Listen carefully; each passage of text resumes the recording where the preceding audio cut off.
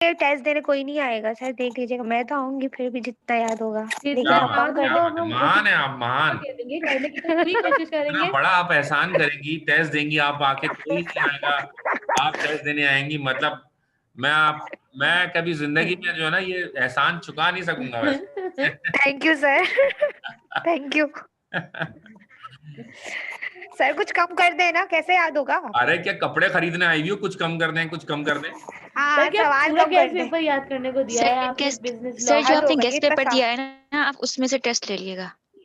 हाँ, done done. Sir जो मेरा गैस पेपर है मैं उसी में से टेस्ट लूंगा। ओके सर, अब माइक उसमें में ये सवाल क्वेश्चन सर, करा अभी दें। मैंने उसके सवाल सारे देंगे। सवाल इतने बिजनेस सारे लॉ के गैस पेपर के। लेकिन क्या सर जितना मीनाल हो बेटा, सकेगा उतना कर लेंगे ना, अब जरूरी तो मीनाल नहीं है बेटा ना। इसमें है सारे में आपके जो मैंने नोट दिए उसमें ये सारे सवालात हैं। आप ढूंढिए, ये मुख्तलिफ मकामात पर होंगे, आप ढूंढिए मिल जाएगा आपको। सर गैस पेपर की पिक्चर ग्रुप पे भेज दें। कौन से ग्रुप पे बेटा? WhatsApp group. सर अरे व्हाट्सएप कौन से ग्रुप ग्रुप पे। पे? इतने सारे ग्रुप हैं, 36 तो ग्रुप हैं यार। कौन से ग्रुप से बात सर कर रहे हैं? सर व्हाट्सएप सेंड, ग्रुप पे सर हमने व्हाट्सएप सेंड किए तो ग्रुप थे, वाटर पता पंप का। मिलते क्यों नहीं। मैंने तो सेंड किए हैं यार सब में। सर गुलशन वाले ADB का ग्रुप गेस्ट पे। पेपर आईटीबी का गैस नहीं पेपर 500 रुपए का है। आप पहले इजी पैसा करवाएं 500 रुपए, उसके बाद बात करते हैं। सर कराची एजुकेशन पे पड़ा हुआ है आपका गैस पेपर। देखो मैंने इन लोगों को बताया, ये ढूंढ ही नहीं रहे खुद। मैंने बताया था कराची एजुकेशन फोरम पे आप जाके उठा लें। खैर मैं अभी आपके सर जब किसी के पास फेसबुक नहीं है वो क्या करे फिर? वो खुदकशी कर ले, उसका इस दुनिया में कोई फायदा नहीं सर है। खुदकुशी नहीं हो सकती, आप ग्रुप पे भेज दें। खुदकुशी हराम। हराम है। खुदकुशी हराम है जी सर। लोगों को तंग करना भी तो हराम है, नहीं है? सर सर हम तो हम तंग आपसे नहीं कर रहे, मालूमात ले पिक्चर मांग रहे रहे हैं हैं। गैस पेपर की। आप नहीं चाहते कि हम टेस्ट दें आपको? नहीं, ये तो मैं चाहता हूँ कि आप मेरा टेस्ट देना। भेज दिया सर ने। अच्छा खैर, तो सुने, वो मैंने सब आपके सबके ग्रुप में भेज दिया। अभी नजर आया आपको होगा गैस पेपर? यस सर, मिल गया। जी, thank you so much sir. बहुत बहुत शुक्रिया आपका, आपने इसको कबूल कर लिया। मेरे गेस्ट पेपर को मैंने आपको सेंड कर दिया। अब एक मेहरबानी कीजिएगा कि इसको याद भी कर लीजिएगा। सर सर इसका क्वेश्चन लिखवा दिएगा। क्या लिखवा देखिए दीजिएगा? सर एक तो ये क्या बैकग्राउंड में देखो साउंड कोई चला रहा है यार, अब मैं माइक बंद कर दूंगा, क्या फायदा है। खैर अब मैं शुरू कर रहा हूँ स्ट्राइक एंड लॉकआउट। अच्छा किसी को कोई सवाल करना है तो कर ले वो। सर। जी बोलिए। सर आपने जो ये क्वेश्चन पढ़ा है हेल्थ ऑफ वर्कर्स, तो इसमें जो हेडिंग्स है वो 2 या 3 लाइंस की लिखे हैं। जी ये कितने लाइनों की लिखे हैं? हाँ बस सही है, 2 से लेंथ 3 बता दें। लाइनों की लिख दें। 2 से 3 लाइनों की लिख सर दें। ये जो आप ADB का पढ़ा गेस्ट रहे पेपर हैं, कराची एजुकेशन फोरम पेज पे भी नहीं है। कौन सा? है पेज पे। EDB ईडीपी का जरूर होगा यार, अगर नहीं है तो मैं आज डाल नहीं दूंगा। है सर, आप सर मैंने स्ट्राइक चेक एंड करा था, लॉकआउट नहीं है। चैप्टर। आज डाल देंगे गेस्ट पेपर जनाब, अभी थोड़ी देर बाद डाल देते हैं। ये आप बोलें। Okay okay. Strike and lockout chapter नहीं में। Strike and lockout factories act में होगा, क्योंकि फैक्ट्रियों में ही स्ट्राइक होता है और लॉकआउट होता है। चले अब मैं शुरू कर रहा हूँ। लेकिन ये चैप्टर स्टार्ट हो कोई गया। और सवाल है किसी का तो पूछ लें। सर जी जी बोलिए। सर आपने कहा कि नेक्स्ट मंथ में जो है ना आप टेस्ट लेंगे फर्स्ट वीक में। जी जी। अगर हमारे फाइनल हो गए, क्योंकि बोर्ड वालों को कुछ पता नहीं, कभी भी धमाका तोड़ देंगे। नहीं ऐसा नहीं होगा, जब तक मैं नहीं कहूंगा आपके पेपर फाइनल शुरू नहीं होंगे। सर तो सर अल्लाह मार्क्स करे, तो हो ही जाएंगे सर फर्स्ट अल्लाह वीक करे में। ऐसा ही हो। अरे मैं कह रहा हूँ ना, आप बेफिक्र हो गया, बिल्कुल टेंशन नहीं लें आप। चले अब मैंने आप लोगों की बोलती बंद कर दी है फिलहाल, क्योंकि मुझे ये स्ट्राइक एंड लॉकआउट पढ़ाना है, ठीक है? अच्छा जी, स्ट्राइक एंड लॉक आउट, हड़ताल और हड़ताल, ठीक है जी। अच्छा मीनाल, ये बैंकिंग के नोट्स की जो बात करी हैं आप, ये आपसे व्हाट्सएप पर ही बात होगी। इसके अलावा सर फिर आप अप्रैल में रख लें। इतनी भी नहीं हो रही। नहीं नहीं मार्च में तो होने ही होने पेपर है भाई, मार्च से आगे नहीं होंगे, मैंने आपको बताया ना मार्च में पेपर होने होने। खैर स्ट्राइक एंड लॉकआउट सुने। Strike means cessation of work by body of persons employed in any establishment acting in combination or concerted refusal or refusal under a common understanding of any number of persons who are or have been so employed to continues to work or to accept employment। ठीक है जी, बहुत ही बेकार definition लिखी हुई, बहुत ही बेकार। ये मैं डिलीट कर रहा हूं।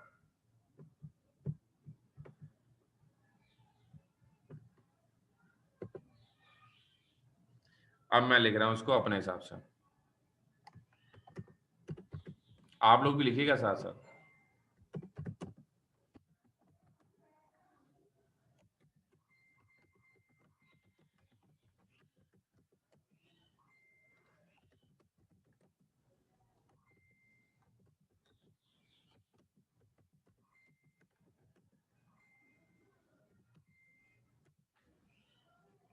Strike means closure of factory by the workers employed in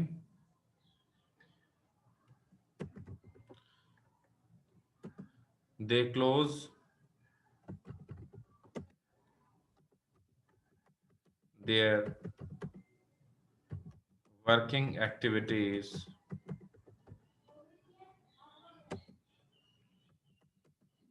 to receive their demands from the employer। ठीक है जी, तो क्या होता है स्ट्राइक का मतलब होता है क्लोजर ऑफ फैक्ट्री, फैक्ट्री का बंद कर देना। किसके जरिए फैक्ट्री बंद कर देना? वर्कर्स के जरिए फैक्ट्री का बंद कर देना। The close of their working activities, they हो गए, दा लिखा हुआ।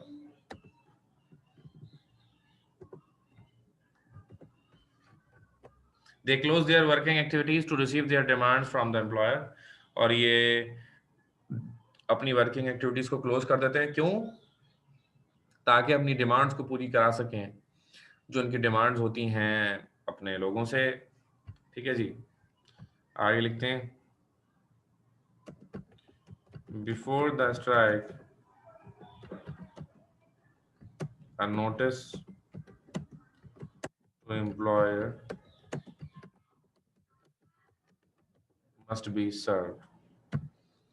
Before the strike a notice to employer must be served, यानी कि नोटिस जाना चाहिए एम्प्लॉयर को लाजमी।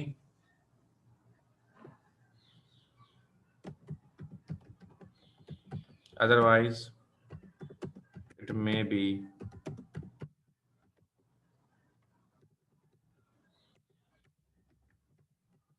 अदरवाइज ये क्या हो सकती है? अदरवाइज ये इलीगल हो सकती है। ठीक है जी, बात पहुंच रही है। अब देखें कितना इजी हो गया आपके लिए।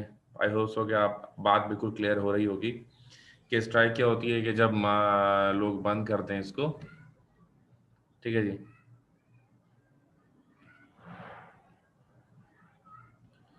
इंडस्ट्रियल रिलेशन के अंदर बिल्कुल मिल जाएगा ये।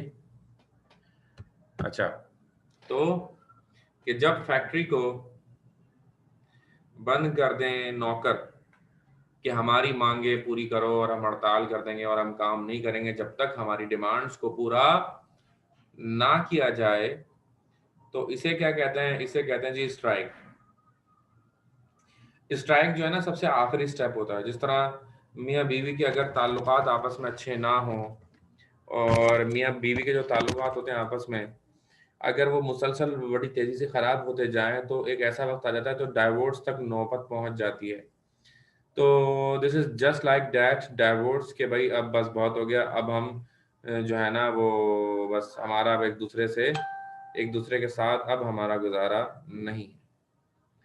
तो इसी तरह जब एम्प्लॉयज़ मुसलसल पिस रहे होते हैं और जब ऐसा वक्त आ जाता है कि उनको लगता है कि नहीं ऐसे तो हमारा गुजारा नहीं होगा, ऐसे तो हम नहीं चल पाएंगे, तो वो एक नौबत जो है ना ऐसी आ जाती है कि जब हड़ताल कर दी जाती है। ठीक है जी, इसके बाद है डेफिनेशन ऑफ लॉकआउट।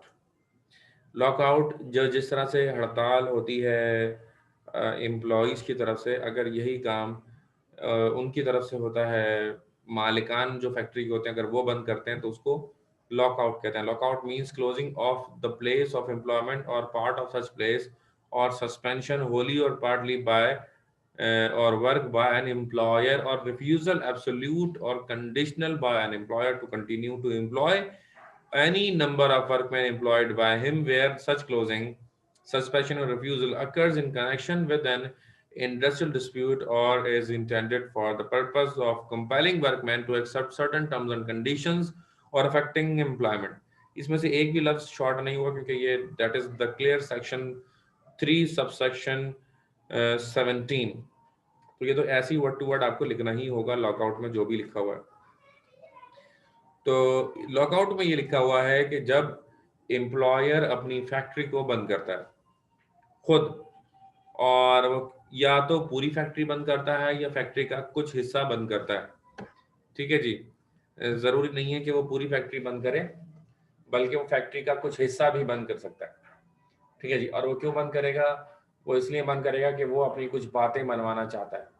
उसके जहन में कुछ बातें होती हैं जो वो चाहता है कि हमारे जो वर्कर्स हैं वो मान लें, और उन बातों को मनवाने के लिए वो क्या करता है, वो पहले तो उनको रखता है चार्टर ऑफ डिमांड रखता है कि भाई कल से आपने ये बातें मेरी माननी है। लेकिन उसके सब कुछ कहने के बावजूद अगर नहीं मानते हैं मजदूर, तो फिर उसके पास कोई हल नहीं होता सिवाय इसके कि वो पर्टिकुलर वो डिपार्टमेंट बंद करता है। पहले स्टेप बाय स्टेप बंद करता है। जाहिर है कि उस फैक्ट्री से उसके भी घर का रोजगार चल रहा होता है, और अगर वो पूरा ही बंद कर देगा तो फिर उसका भी तो कितना नुकसान हो जाएगा। तो वो पूरा एक साथ बंद नहीं करता, बल्कि वो क्या करता है, थोड़ा थोड़ा करके बंद करता है। पहले एक हिस्सा, फिर दूसरा, फिर तीसरा, एंड सो ऑन। इसी तरीके से वो आगे चलता चलते बंद करता जाता है, ठीक है जी। अच्छा अच्छा, एम्प्लॉयर जो होता है, मालिक, वो भी एकदम से फैक्ट्री पर लॉक नहीं लगा सकता। क्यों? क्योंकि जब एम्प्लॉयर फैक्ट्री बंद करेगा तो वो सैलरी भी नहीं देगा। जब सैलरी नहीं देगा तो लोगों के घरों के चूल्हे क्या हो जाएंगे? जाहिर है कि लॉकआउट बहुत कम होता है और स्ट्राइक बहुत ज्यादा होता है। अच्छा, तो मिसबा शाम में मेहमानों को बुलाया करें, आपने सुबह में ही बुला लिए मेहमान, ठीक है ना। अच्छा खैर, तो लॉकआउट में मतलब क्या होता है? जाहिर है कि उसका भी रोजी रोजगार चल रहा, तो लॉकआउट वो जल्दी से नहीं करता है। लेकिन लॉकआउट का नुकसान देखे दोनों को होता है। एक तरफ फैक्ट्री की जो फिक्स कॉस्ट होती है वो तो मालिक को बेयर करनी है ना, चाहे कुछ भी हो जाए। इसी तरह लेकिन जो एम्प्लॉयज होते हैं उनको ज्यादा बड़ा झटका लगता है। क्यों? क्योंकि उनकी सैलरी बंद हो जाएगी। जब उनकी सैलरी बंद हो जाएगी तो उनके घर का चूल्हा बंद हो जाएगा। क्यों? क्योंकि बहुत सारे बेचारे गरीब लोग ऐसे होते हैं कि उनको अगर एक महीने की तनख्वाह भी ना मिले तो उनके घर के चूल्हे बंद हो जाते हैं। अच्छा, ये दोनों चीजें कानून में है। इलीगल कानूनी स्ट्राइक भी होती है, कानूनी लॉकआउट भी होता है। अब ये इलीगल भी हो सकती है। अब इलीगल कैसे हो सकती है ये देखते हैं। The law relating to an illegal strike and lockout is as under section 46। Any lockout और स्ट्राइक डिक्लेयर्ड, कमेंस और continued shall be illegal which is contravention to the prescribed procedure. यानी स्ट्राइक करने का भी एक प्रोसीजर है और lockout करने का भी एक प्रोसीजर है। अगर स्ट्राइक और लॉकआउट जो करने का प्रोसीजर है, अगर उसे फॉलो नहीं किया जा रहा है, अगर स्ट्राइक एंड लॉकआउट करने के प्रोसीजर को अगर फॉलो नहीं किया जा रहा है, तो वो स्ट्राइक या लॉकआउट क्या कहलाएगा? वो स्ट्राइक या लॉकआउट इलीगल कहलाएगा। अगर आपने जो प्रॉपर चैनल आपको दिया गया है, एक जो तरीका लॉ ने बताया है कि आपने इस तरीके से इसको फॉलो करना है, अगर आप वो फॉलो नहीं करते हैं तो वो क्या कहलाएगा? वो इलीगल कहलाएगा। A strike declared by CBA which has not been registered shall be illegal। एक ऐसी CBA जो कि रजिस्टर्ड ही नहीं है, अगर वो स्ट्राइक करती है तो वो क्या हो जाएगी? इलीगल हो जाएगी। If a lockdown is declared by an employer before the expiry of period of notice of lockout, it is illegal। भाई 21 दिन का नोटिस होता है, और अगर 21 दिन का नोटिस आपने दिया ही नहीं है और आप बगैर नोटिस के अगर लॉकआउट कर दें, अचानक से मजदूर आए सुबह ही सुबह, बेचारा अपना टिफिन हाथ में लेकर, मजदूर इस आशा में, इस उम्मीद से आता है आपकी कंपनी के बाद यहाँ पर काम करेगा और उसके बाद उसको तनख्वाह मिलेगी, और जब वो यहाँ आता है उसको पता चलता है कि नहीं भाई आपकी फैक्ट्री तो बंद हो चुकी है, तो ये भी इलीगल है, ये भी गैर कानूनी है, ठीक है ना। 21 दिन पहले देना चाहिए ताकि एम्प्लॉयज भी सोच लें, हो सकता है वो आपकी बात मान लें कि उनको तनख्वाह मिलना बंद हो जाएगी, वगैरह वगैरह, ठीक है जी। और भाई क्या बेच रहे हो? कौन बेच रहा है? क्या बेच रहा है?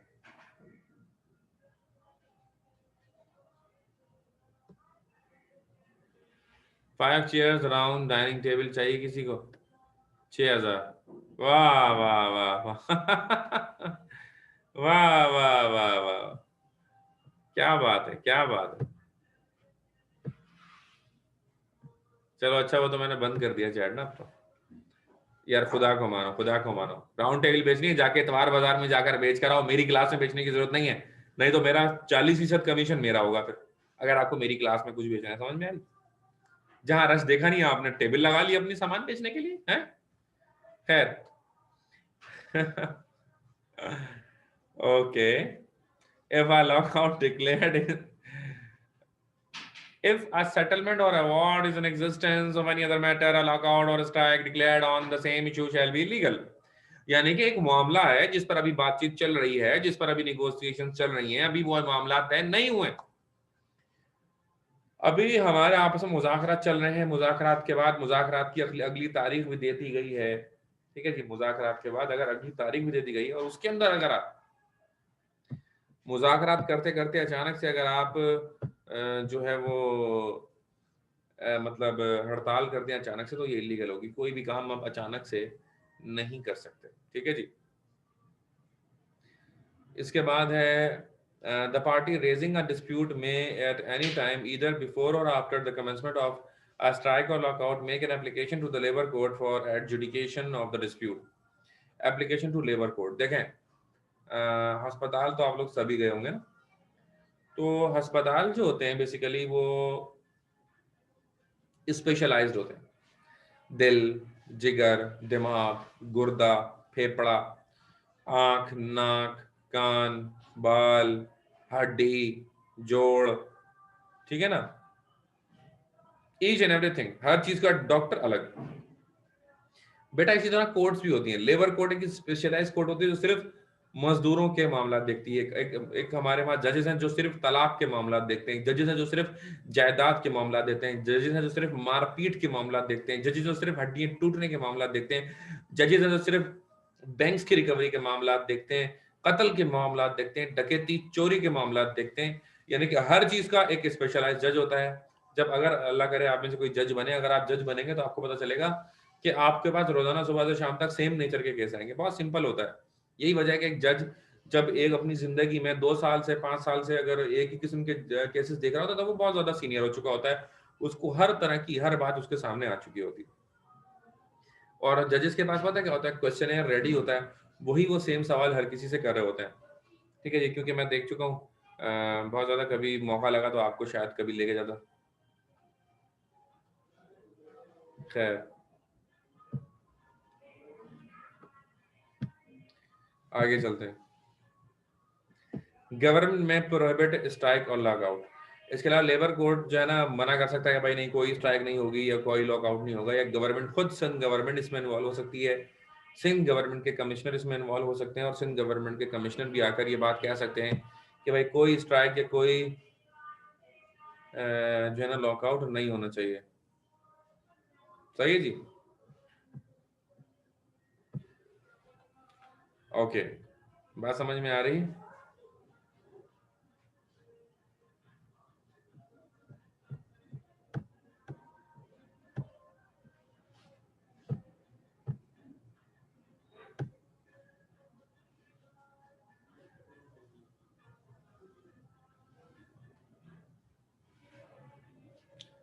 बस इसी चैट डिसेबल कर दिया, आप लोग अभी बहुत तंग कर रहे हैं, आप लोग नन्हे मुन्नों की तरह बिहेव कर रहे हैं इसलिए।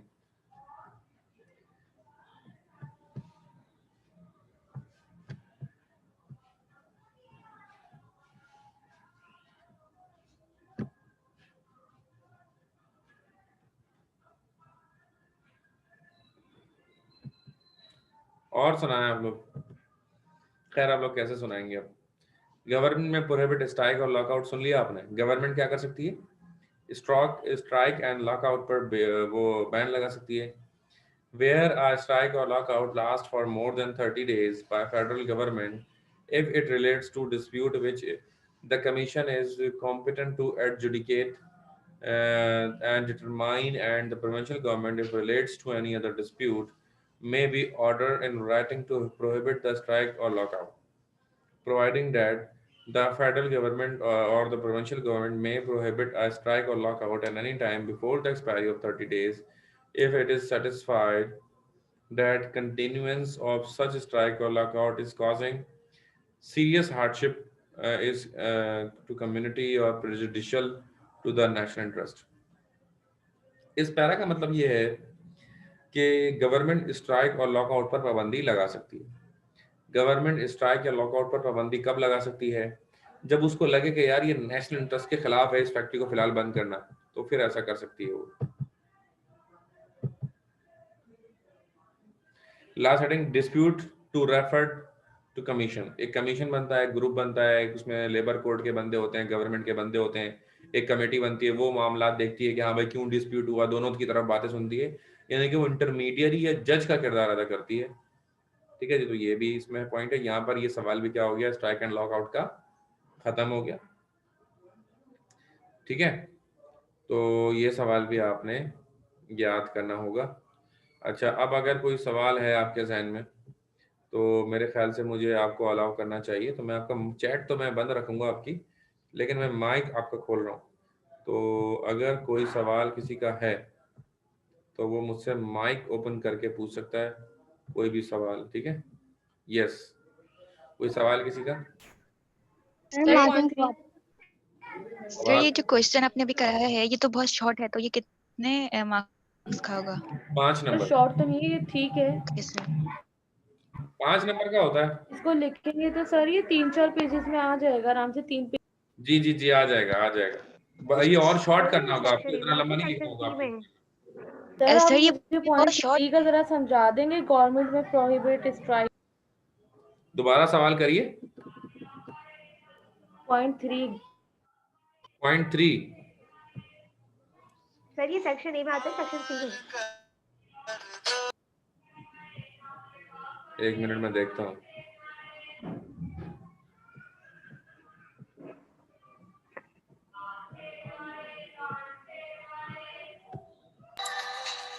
सर इसका क्वेश्चन भी लिखवा दें sir. Right A short note on strike and lockout होगा, बहुत सिंपल है ये तो।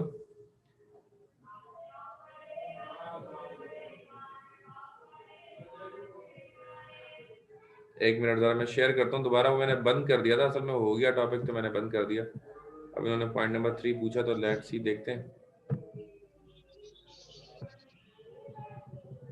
नजर आया?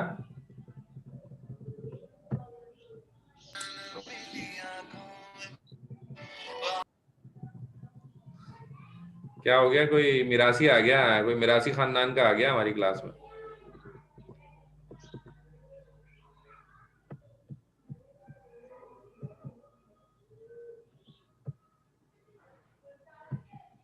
हाँ भाई, पॉइंट नंबर कौन सा? सर पॉइंट 3, गवर्नमेंट में प्रोहिबिट स्ट्राइक और लॉकआउट। जी, इसका मतलब यह है कि गवर्नमेंट अगर चाहे तो स्ट्राइक या लॉकआउट पर पाबंदी लगा सकती है। अगर एम्प्लॉयज ने हड़ताल की हुई है तो गवर्नमेंट उसको खत्म कर सकती है। ठीक है जी, और अगर मालिक ने फैक्ट्री की हुई है तो उसको भी खत्म कर सकती है। ठीक है सर सीबीए मतलब बता सर।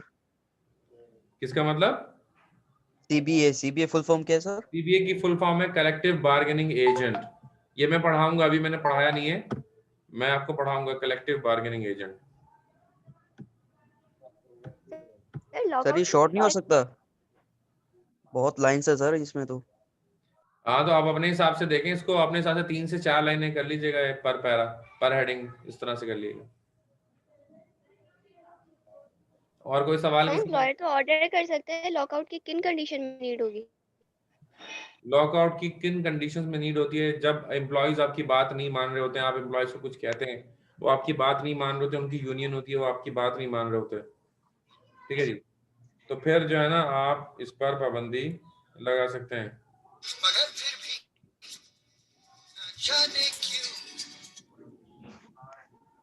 और कोई सवाल किसी का?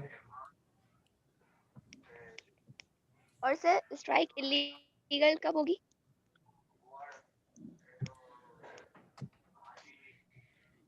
कोई नकी नाम का हमारे दरमियान एक मिरासी आया हुआ है, तो ये हमने रिमूव कर दिया नखी को, और ये हमने रिपोर्ट भी सबमिट कर दिए।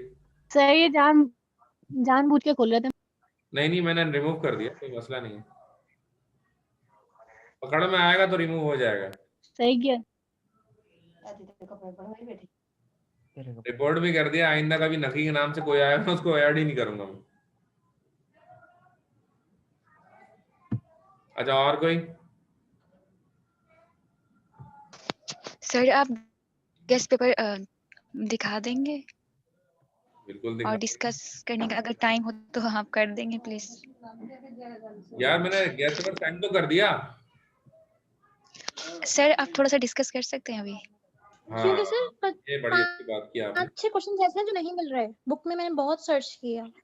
बहुत मेरे ख्याल से सर मेरे ख्याल से आपने क्वेश्चन कराए हैं लेकिन हमें समझ नहीं आ रहे हैं वो क्वेश्चन। हो सकता है। चले आए देखते हैं। Guest paper business law.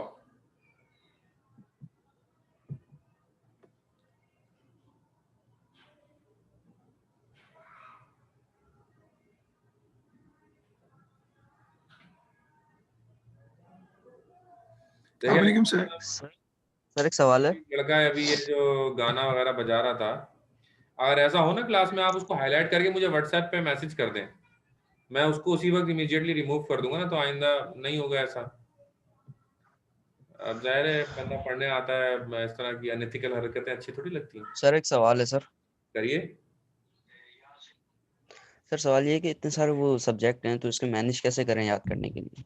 बेटा इसका जवाब ये है कि जनवरी से मैनेज करना होता है, ये दिसंबर में बल्कि जनवरी में पिछली जनवरी से मैनेज करना था। जाहिर है कि बीकॉम पार्ट 2 मुश्किल है यार। देखो ये हकीकत यही है कि BCom part 2 it's very tough, और उसका तरीका ये होता है कि 12 महीने का कोर्स होता है जिसको 12 महीने में मुसलसल आपने पढ़ना होता है। तो अगर आप 12 बिल्कुल महीने सर, वो बात तो ठीक है आपकी, लेकिन मैं अब 2 महीने की बात कर रहा हूँ। अब 2 महीने बचे हैं, इसका तो थोड़ा हल बता दें।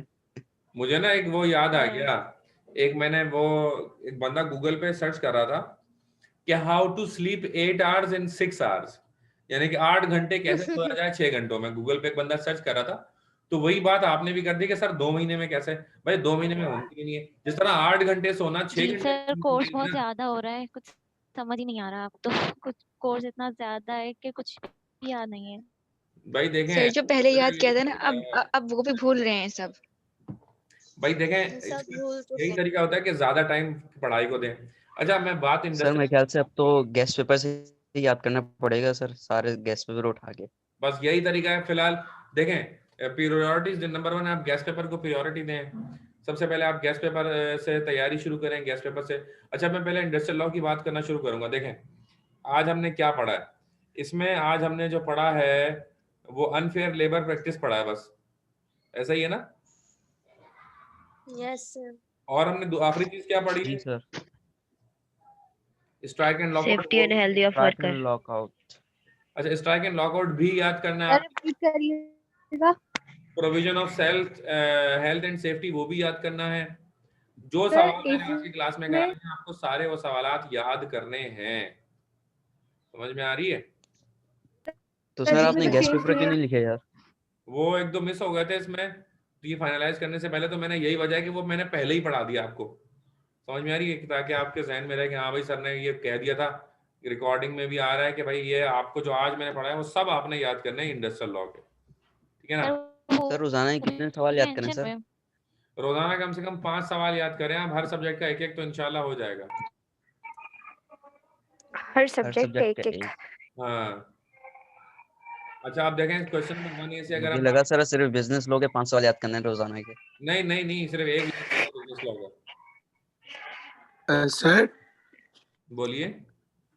सर ये फहद भी कोई अननोन बंदा है, इसको भी निकाल दें।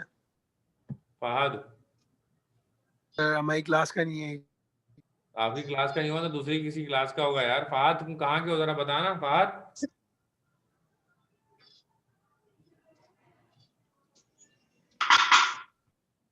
सर इंडस्ट्रियल लॉ के दोबारा से क्वेश्चंस बताने हैं, आपने कौन से बताएं? बेटा फहद आप अपनी आइडेंटिटी बताएं ताकि आपको रिमूव ना किया जाए। सर आप गैस पेपर डिस्कस करें, सबको छोड़ें। चलें छोड़ दिया आपने। सर अब तो वैसे भी 5 मिनट रह गए हैं। हाँ फजूल में। Question number 1A. Define contract and explain essentials elements of contract. तो भाई ये तो बड़ा सिंपल है कि कॉन्ट्रैक्ट की डेफिनेशन आपने करनी है और एसेंशियल कॉन्ट्रैक्ट की तो बहुत सिंपल है। अच्छा, all contracts are agreement but all agreements are not contract, ये भी मैं एक्सप्लेन कर चुका हूँ। ऑफर एंड एक्सेप्टेंस भी मैं एक्सप्लेन कर चुका हूँ। क्लासिफिकेशन के काइंड्स या सर ये सारे नोट्स में हैं। सर ये क्वेश्चन सर ये जो 1B क्वेश्चन है ये कौन से B का चैप्टर का है? ये 1B जो है चैप्टर नंबर 1 का है। ये मैंने पिछली क्लास में, पिछली रिकॉर्डिंग में भी मैंने एक्सप्लेन किया था, ठीक है ना? अगर आप देखेंगे तो आपको अंदाजा हो जाएगा। अच्छा, आप ना पहले एक काम करें, अगली क्लास में हम ये पेपर डिस्कस करेंगे। अभी आप ये करें कि आप इसको अच्छी तरह से देखें, सारे क्वेश्चन जो है ना नोट करें कि कौन सा सवाल कहाँ पर है, ठीक है जी?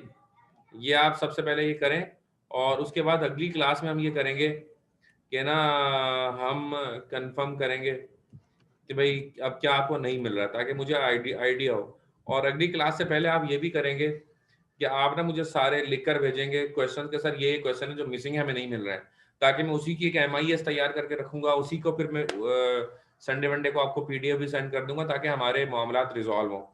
तो सबसे पहले अगले हफ्ते तक का काम ये है कि एक तो ये है कि रोजाना कोई ना कोई सवाल आप याद करेंगे। दूसरा ये है कि जो पूरे 5 मेरे गेस्ट पेपर में जो नहीं मिल रहे हैं आपको सवालात, वो आप हाईलाइट करके मुझे बताएंगे कि सर ये सवाल नहीं मिल रहे हैं, सर ये सवाल आप ढूंढ के दें, ठीक है जी? बस तो आज के लिए इतना ही रखते हैं। अपना बहुत ख्याल रखिएगा। अल्लाह हाफ़िज़।